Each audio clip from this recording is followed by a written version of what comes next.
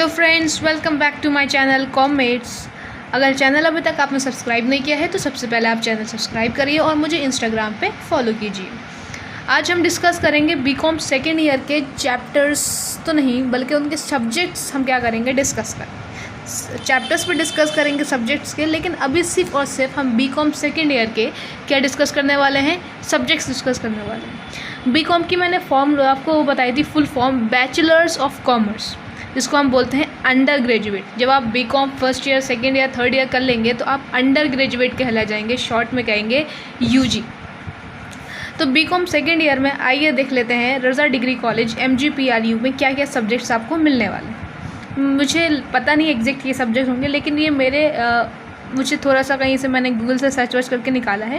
खैर आइए देखते हैं। तो अगेन जैसे कि हमारा फर्स्ट ईयर में 3 ग्रुप्स होते थे, इस ईयर में भी 3 ग्रुप्स हैं, लेकिन ये 3 ग्रुप्स जो हैं फर्स्ट ईयर से थोड़े से डिफरेंट होते हैं। ग्रुप ए जो है हमारा, इसमें 2 पेपर्स आपको दिख रहे हैं, paper number 1 and paper number 2। सबसे पहले जो पेपर है ग्रुप ए का, पेपर नंबर 1, वो हमारा क्या है जी, वो है हमारा कंपनी लॉ। अब बात करते हैं कि कंपनी लॉ क्या होता है। कंपनी लॉ एक ऐसी बॉडी होती है जो गवर्न करती है हमें राइट्स क्या है, किसको गवर्न करती है। ये गवर्न करती है कि भाई हमारे लॉ क्या है, मतलब जो कॉर्पोरेट लॉ होता है, मतलब company law is what, corporate law. Company को आपको पता है ना, कॉर्पोरेट बोलते हैं, तो ये क्या होता है हमारा, एक कॉर्पोरेट लॉ होता है। ये एक ऐसी बॉडी होती है, मतलब बॉडी किसकी, लॉ की बॉडी, एक ऐसा कानून होता है जो हमें बताता है, गवर्न करता है हमारे राइट्स, हमारे रिलेशंस, ठीक है ना। कंपनीज ऑर्गेनाइजेशंस को बताता है तुम्हारे राइट्स क्या है, तुम्हारे रिलेशंस क्या होना चाहिए, ठीक है जी। यहाँ तक कोई परेशानी वाली बात नहीं बताई। तो ये एक क्या हो गया, ये बॉडी ऑफ लॉ हो गया गवर्निंग द राइट्स रिलेशंस। ये हमें क्या करता है, राइट्स एंड रिलेशंस गवर्न करता है। आपको कंपनी लॉ पढ़ने में बहुत ही मज़ा आने वाला है, ठीक। अब ग्रुप ए का जो पेपर नंबर 2 है, अब ये जो है कितने मार्क्स का होता है कंपनी लॉ, अगर मैं बताऊँ तो ये 100 मार्क्स का होगा। सेकेंड पेपर जो है ग्रुप ए का, कॉस्ट अकाउंटिंग, भाई साहब इतना ज़बरदस्त सब्जेक्ट है ये कॉस्ट अकाउंटिंग, ये भी 100 मार्क्स का आपको मिलेगा। Cost accounting, as the name suggest, cost, आपको पता है कि कॉस्ट एक अलग चीज़ होती है और एक MRP अलग चीज़ होती है।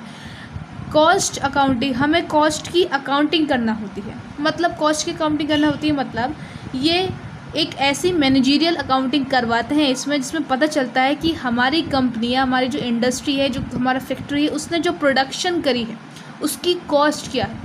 आपने 11th क्लास में इकोनॉमिक्स में पढ़ा था, क्या पढ़ा था, फिक्स्ड कॉस्ट पढ़ा था, वेरिएबल कॉस्ट पढ़ा था, उन सब का इसमें यूज़ होगा और कॉस्ट अकाउंटिंग होगी। अब जैसे कि मेरी अगर कोई कोल्ड ड्रिंक की कंपनी है तो उसकी अकाउंटिंग अलग तरीके से होती है, ठीक है ना, उसकी कॉस्ट अलग होती है। तो डिफरेंट जो हमारे वो होते हैं ना सेक्टर्स, उनकी कॉस्ट अकाउंटिंग डिफरेंट होती है और बहुत ही मज़ा आता है। और शायद टफ सब्जेक्ट भी ये होता होगा, मेरे अभी सेकेंड ईयर स्टार्ट हो रहा है तो मैंने अभी इतना इसमें डिटेल में नहीं पढ़ा, लेकिन बहुत ही इंटरेस्टिंग है और बहुत मज़ा आएगा। तो 100 मार्क्स का ये हो गया, 100 मार्क्स का ये हो गया। अब ग्रुप बी में आते हैं, जो पेपर नंबर 3 है, प्रिंसिपल्स ऑफ बिजनेस मैनेजमेंट। ओहो हो, ये तो कुछ जाने लग रहा है। प्रिंसिपल आपने 12th क्लास में पढ़ा था, प्रिंसिपल पढ़े थे, बिजनेस प्रिंसिपल के नाम से, शायद चैप्टर नंबर 2 या 3 था, 2 था, चैप्टर नंबर 3 तो बिजनेस एनवायरनमेंट था, तो 2 था। उसमें आपने फ्योल भाई साहब को पढ़ा था, हेनरी फ्योल को, और FW टेलर भाई साहब को पढ़ा था, ठीक है। FW टेलर जो थे उन्होंने क्या दिए गए थे, उन्होंने 4 प्रिंसिपल्स देखे गए थे मैनेजमेंट के, वो साइंटिफिक प्रिंसिपल्स देखे गए थे। और हेनरी फ्योल भाई साहब 14 प्रिंसिपल्स देखे गए थे हमारे बिजनेस के, जिसमें कौन कौन से था, हमारा डिवीजन ऑफ वर्क वगैरह जो था, ये सारी बातें हमारी किसमें थी, प्रिंसिपल्स ऑफ मैनेजमेंट। कौन सा डिवीजन ऑफ वर्क था, authority and responsibility, discipline, unity of command, unity of direction, subordination of individual interest to क्या था, organisational interest, remuneration of employees, centralisation and decentralisation, बहुत सारे ऐसे थे, 14 प्रिंसिपल्स थे, ठीक है। और मुझे पता है कि आप लोगों को 14 के 14 प्रिंसिपल्स आते थे। और लास्ट वाला था, मुझे याद है, स्पिरिट डी कॉर्प्स, ठीक है, तो मुझे याद है, मैं इतनी भुलक्कड़ नहीं हूँ। अब आते हैं ग्रुप बी का 4th पे। जो हमें क्या दिख रहा है, इनकम टैक्स। अच्छा, ये जो प्रिंसिपल्स वाला है ये भी 100 मार्क्स का है और इनकम टैक्स भी शायद 100 मार्क्स का ही आता है। अब ये इनकम टैक्स क्या होता है, मुद्दा उठता है कि इनकम टैक्स क्या। तो इनकम टैक्स आपको पता है कि ये डायरेक्ट टैक्स होता है कि इनडायरेक्ट टैक्स होता है। भाई हमने पढ़ रखा है ये डायरेक्ट टैक्स। अगर मेरी इनकम कुछ परसेंटेज होती है, उस परसेंटेज से ऊपर चली जाती है, उस अमाउंट से ऊपर चली जाती है, तो मुझे टैक्स पे करना पड़ता है, दैट इज़ इनकम टैक्स। ठीक है, ये इम्पोज किस पे होता है, इंडिविजुअल्स पे, एंटाइटल्स पे, कि भाई उनको जितनी इनकम है तो उसका कुछ हिस्सा वो गवर्नमेंट को दे देते हैं। ये होता है हमारा इनकम टैक्स। ठीक है ना। कौन इम्पोज करता है इनकम टैक्स, गवर्नमेंट इम्पोज करती है। किस पे, इनकम पे, जो कि बिजनेस जनरेट करते हैं या इंडिविजुअल जनरेट करते हैं, उनको क्या करती है, उन पे इम्पोज करती है। क्या इम्पोज करता है, टैक्स। तो वो क्या हो गया हमारा इनकम टैक्स। और इनकम टैक्स पे बहुत ही मतलब आप देखना, अगर आप आगे हाई लेवल से और पढ़ते जाओगे तो बहुत ही मतलब झगड़े टाइप होते हैं इनकम टैक्स पे। लोग अपनी इनकम बचाने के लिए क्या क्या करते हैं। मुझे एक याद आ रहा है कि एक लॉ में एक मैंने वो पढ़ा था, क्या पढ़ा था मैंने, एक कंपनी लॉस पढ़ा था, इंडियन कंपनी से 2013, उसमें था लिफ्टिंग ऑफ कॉर्पोरेट व्हील। उसमें एक केस था डिनशॉ मेनेक्जी पेटिट। किसका, डिनशॉ मेनेक्जी पेटिट, हो सकता है स्पेलिंग गलत हो जाए, मेनेक्जी पेटिट। उन्होंने अपना इनकम बचाने के लिए उन्होंने गड़बड़ करी थी। तो बहुत ही मज़ा आएगा। इनकम टैक्स मतलब इनकम बचाने के लिए लोग टैक्स पे ना, मतलब इनकम नहीं बचाने के लिए, टैक्स ना पे करने के लिए वो बहुत कुछ मतलब घपला करते हैं। बहुत ही मज़ा आएगा पढ़ने में आपको इनकम टैक्स भी।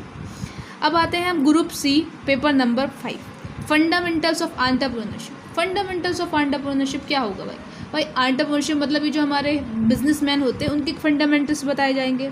और जो बिजनेस में इंटरेस्ट रखता है वो उसको भले ही थियोरेटिकल सब्जेक्ट हो लेकिन उसमें मज़ा बहुत आने वाला है। फिर आता है 6th, public finance. As the name suggest, public, what is public, we are public यार। फाइनेंस, पैसा। पब्लिक फाइनेंस क्या होता है, ये एक स्टडी होती है हमारी, study of the role of the government in the economy, कि हमारी इकोनॉमी में गवर्नमेंट का रोल क्या होता है। इसमें होता क्या है, जो पब्लिक सेक्टर होता है वो मनी रेस करता है in order to spend it. मतलब मैं आपको पूरा तो नहीं बताने वाली हूँ लेकिन मज़ा बहुत आएगा पब्लिक फाइनेंस में। ठीक है ना।